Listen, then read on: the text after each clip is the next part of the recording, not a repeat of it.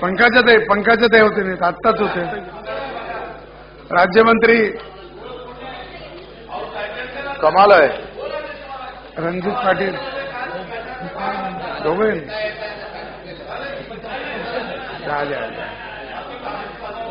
तुम्ही कोणीतरी छाप वितरित केल्याप्रमाणे म्हणा ना. वितरित केल्याप्रमाणे.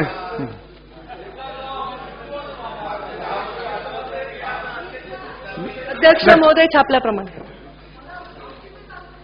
अध्यक्ष महोदय, हा कुठल्या जाती धर्माचा प्रश्न नाही. अध्यक्ष महोदय, हा राज्यातल्या किमान 1 लाख अनाथ मुलांचा प्रश्न आहे. अध्यक्ष महोदय, आणि या माध्यमातून शासनानं विविध संस्थेच्या माध्यमातून या मुलांचं पालकत्व स्वीकारलं आहे. अध्यक्ष महोदय, माननीय मंत्री महोदयांनी हे पालकत्व स्वीकारताना त्याच्यावर कुठलाही अन्याय होऊ नये हे भूमिका घेणं अत्यंत महत्वाचं आहे.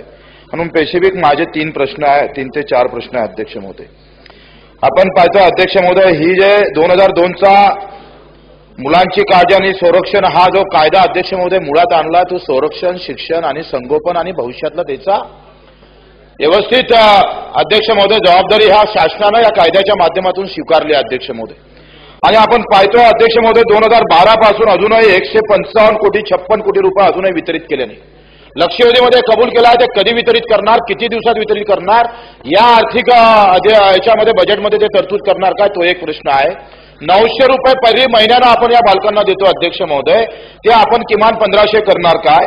दुसरा अध्यक्ष महोदय, दुसरा माझा बेसिक प्रश्न अध्यक्ष महोदय, 16/6/2012 आपण अनाथ बालकांना अनाथाचं प्रमाणपत्र दिलं गेलं पाहिजे.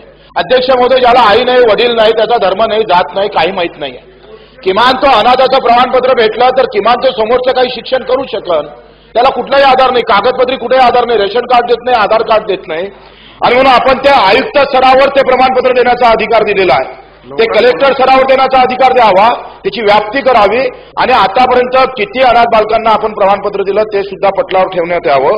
त्या संदर्भात आपण काय कारवाई करणार ते सांगावं. अध्यक्ष महोदय, किमान 1 लाख अनाथ बालका अध्यक्ष महोदय अजूनही राशन कार्ड नाही दिलं, अजूनही आधार कार्ड दिलं नाही, त्यांना रहिवासीचा दाखला नाही अध्यक्ष महोदय, आणि म्हणून पुढचं शिक्षण, आर्थिक व्यवहार सगळे थांबलेले आहे. याबाबत आपण टाइम बॉम्ब कार्यक्रम आखणार का, कुठेतरी तशा प्रकारचं नियोजन आपण करणार का, हे सुद्धा मंत्री महोदयांना आम्हाला सांगावं. अध्यक्ष महोदय, तिसरा माझा असा प्रश्न अध्यक्ष महोदय, का यांनी